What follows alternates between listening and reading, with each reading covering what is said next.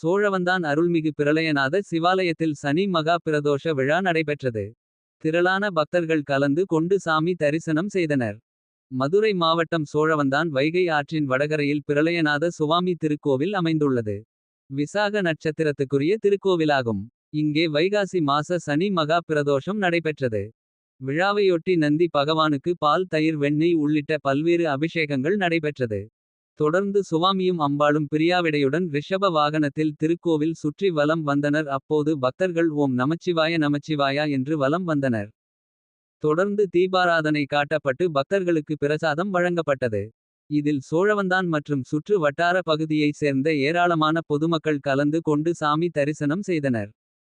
பிரதோஷ ஏற்பாடுகளை பாஜக மாநில விவசாய அணி துணை தலைவர் மணி முத்தையா, எம் கலைவாணி பள்ளி நிர்வாகி வள்ளி மயில், தாளாளர் தொழிலதிபர் டாக்டர் மருது பாண்டியன் குடும்பத்தினர்கள் செய்திருந்தனர்.